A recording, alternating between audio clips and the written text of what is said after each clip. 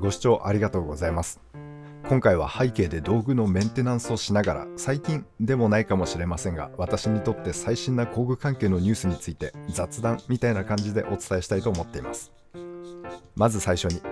以前から噂のありました高健さんの新型ラチェット発売がとうとう発表されました。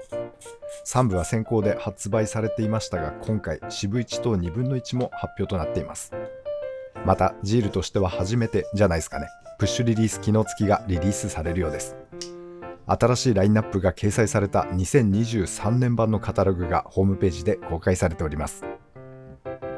私は渋1の登場を待ち望んでおりまして、とても楽しみですね。空転軽いまま72ギアとなっているのでしょうか。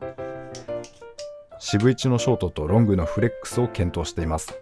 高健さんのラチェットなのでソケットの付け外しは楽にできるでしょうから、プッシュリリースはなくても良さそう。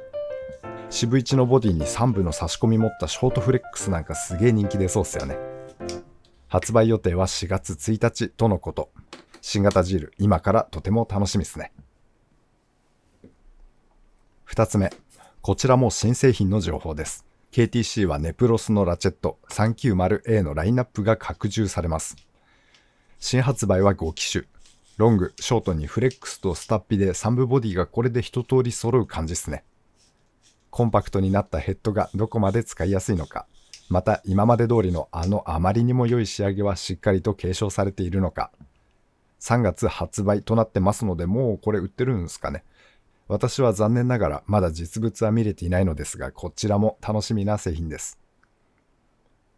それから同じ KTC のネプロス関係で漆ラチェットも 390A にアップグレードされて登場するみたいです。私はこれ買えないですから縁のなさそうな製品ではありますが、実物見たことあるんですけど本当に綺麗だったですね。螺鈿細工のやつとかすげえかっこよくて、しかし1本で50万円超え、もはや芸術品の域っすよね。ふるさと納税の返礼品にも設定があるみたい。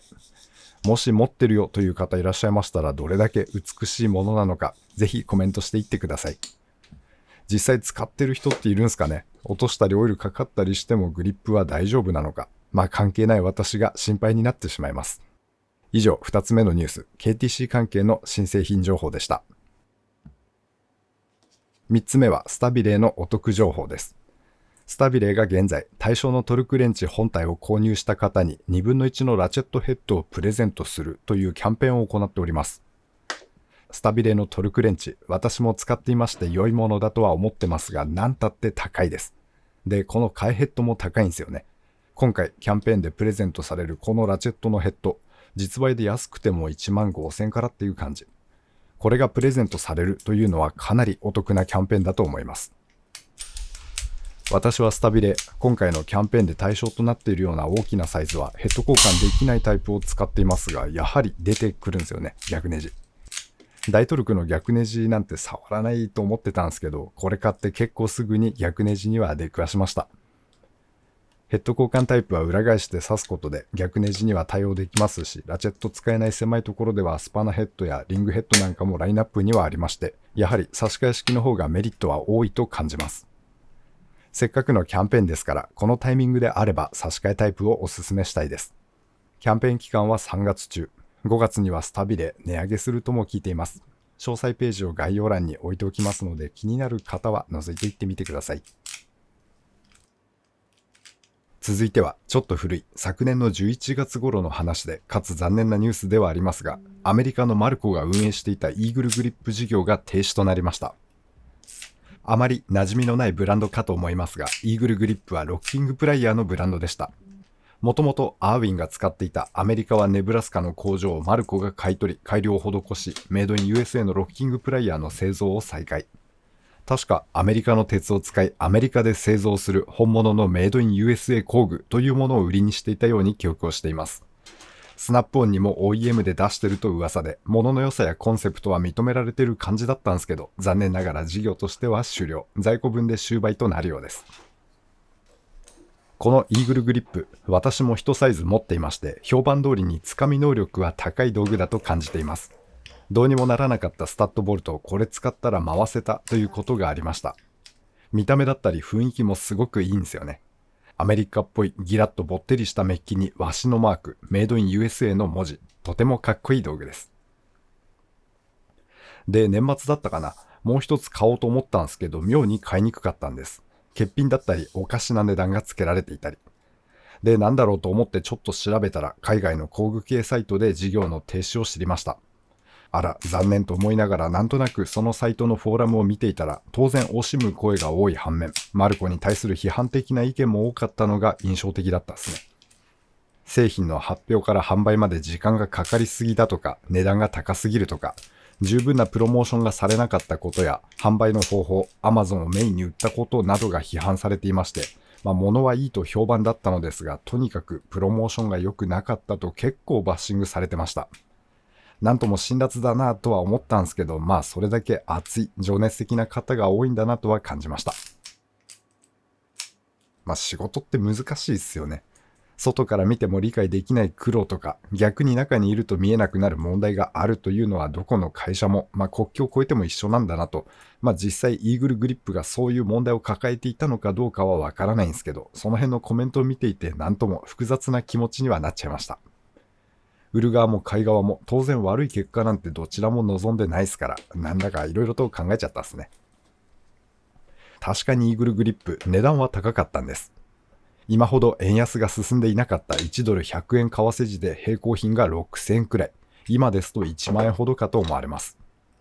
この工場を売却して外国に製造を移したアーウィンのバイスクリップが、というと皮肉めいた感じで言い方悪いですけど、とにかくそれが2000円程度で手に入ることを考えますと、革命的な性能差があるわけではありませんので、その道具のバックボーンとか雰囲気とか、そういうの好きじゃないと買いにくい値段だとは私も正直思ってしまいます。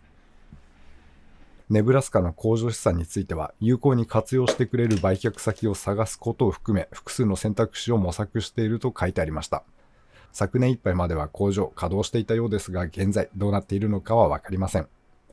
イーグルグリップ製品に付与されていた限定的な障害保証については引き続き行うと発表があったようですが、生産やめてんのにどうすんのかなという疑問は残ってしまいます。